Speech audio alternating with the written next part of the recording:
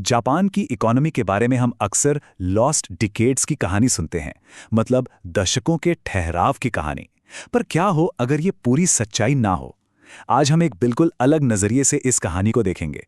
एक ऐसी कहानी जो हार की नहीं, बल्कि बने रहने के लिए एक जबरदस्त रणनीतिक बदलाव की है। देखिए, यही बात हमारी आज की पूरी चर्चा का निचोड़ है। ये हमें मजबूर करती है कि हम जापान की इकोनॉमिक हिस्ट्री को एक नए नजरिए से देखें। शायद जापान ने हार नहीं मानी थी, बल्कि जब उसे चारों तरफ से घेरा गया तो उसने खेल के नियम ही बदल दिए। तो चलिए शुरू करते हैं। इस बदलाव को समझने के लिए हमें पहले उस दौर में वापस जाना होगा जब जापान सही मायने में दुनिया का इंडस्ट्रियल पावर हाउस था। 1980 और 90 के दशक में मेड इन जापान का मतलब ही क्वालिटी होता था। सोनी, पैनासोनिक, टोयोटा, ये सिर्फ ब्रांड्स नहीं थे, ये दुनिया पर छा जाने का सिंबल थे। टीवी से लेकर सेमीकंडक्टर्स तक, जहां जापान ने ग्लोबल डीआरएम मार्केट के आधे से भी ज्यादा हिस्से पर कब्जा कर लिया था। मतलब उनकी पकड़ को कोई चुनौती दे ही नहीं सकता था। तो सवाल यह है कि उनकी इस कामयाबी का राज क्या था? वो था एक मॉडल जिसे कहते हैं वर्टिकल इंटीग्रेशन। सोचिए, एक ही कंपनी सब कुछ कंट्रोल कर रही है, शुरुआती डिजाइन से लेकर फैक्ट्री में उसे बनाने तक और फिर शोरूम में बेचने तक। इससे उन्हें क्वालिटी पर जबरदस्त कंट्रोल और कमाल की एफिशिएंसी मिलती थी। पर मजे की बात देखिए, यही ताकत जो उन्हें शिखर पर ले गई, आगे चलकर एक बहुत बड़ी कमजोरी बन गई। और यहीं से एक बहुत बड़े टकराव की जमीन तैयार हुई। और यहां कहानी में एक नाटकीय मोड़ आता है। जापान का बढ़ता हुआ कद किसी से छिपा नहीं था, और बहुत जल्द ये सिर्फ बाजार में मुकाबले की बात नहीं रह गई थी, ये अब पावर और कंट्रोल का खेल बन चुका था। 80 के दशक के आखिर तक आते आते अमेरिका के साथ तनाव अपने पीक पर पहुंच गया। प्लाजा अकॉर्ड और सेमीकंडक्टर एग्रीमेंट जैसे ऐतिहासिक समझौतों ने जापान पर भारी दबाव डाला। ये सिर्फ बिजनेस डील्स नहीं थीं, ये एक उभरती हुई ताकत को रोकने की साफ साफ कोशिशें थीं। और यही सबसे अहम बात है समझने वाली। अमेरिका को जापानी कारों या टीवी से उतनी परेशानी नहीं थी।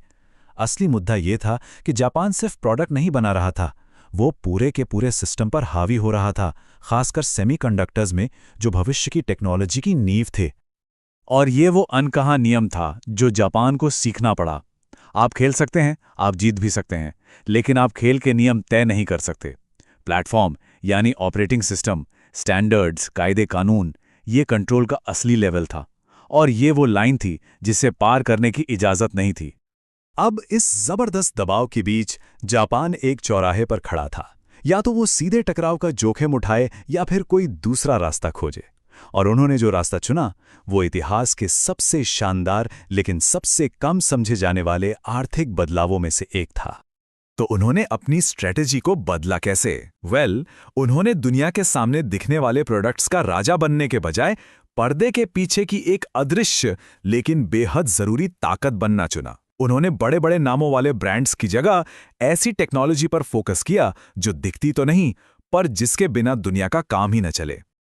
उन्होंने उन सेक्टर्स पर ध्यान दिया जो ग्लैमरस नहीं थे लेकिन बेहद जरूरी थे। हम बात कर रहे हैं उन मशीनों की जिनसे सेमीकंडक्टर बनते हैं, उन खास केमिकल्स और मटेरियल्स की जो स्मार्टफोन स्क्रीन में लगते हैं, या फिर गाड़ियों में लगने वाले सटीक सेंसर्स की। ये वो चीजें हैं जो किसी को दिखती नहीं है पर जिनके बिना कुछ भी काम नहीं करता। स्ट्रैटेजी बिल्कुल साफ थी। इतने जरूरी बन जाओ कि तुम्हारे बिना काम न चले, लेकिन इतने खामोश रहो कि किसी का ध्यान तुम पर न जाए। इस तरह आप अपनी ताकत भी बनाए रखते हैं और किसी बड़े जियोपॉलिटिकल टकराव से भी बच जाते हैं। ये एक डिफेंसिव मास्टर स्ट्रोक था। जाहिर है, इस बड़े बदलाव की एक कीमत चुकानी पड़ी। ये एक ऐसा फैसला था जिसके दूरगामी नतीजे हुए, कुछ अच्छे, कुछ बुरे। चलिए देखते हैं कि ये समझौता असल में था क्या।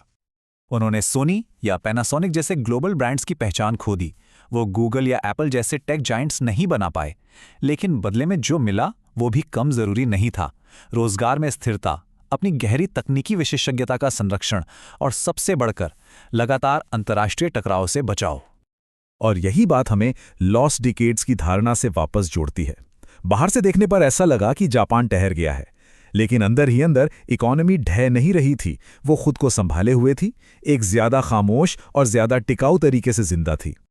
तो जब हम इन सब बातों को एक साथ जोड़कर देखते हैं तो एक बिल्कुल अलग ही तस्वीर उभरती है। ये नाकामी की कहानी नहीं है, बल्कि दुनिया में अपनी भूमिका को फिर से तय करने का एक सोचा समझा फैसला है। जरा देखिए कि ये आज भी कितना प्रासंगिक है। अमेरिका आज भी प्लेटफॉर्म्स को कंट्रोल करता है, operating systems, cloud computing, AI. लेकिन उन प्लेटफॉर्म्स को बनाने के लिए जरूरी मटेरियल, सटीक पुर्जे और मैन्युफैक्चरिंग टेक्नोलॉजी, उनमें से ज्यादातर आज भी जापान से ही आते हैं।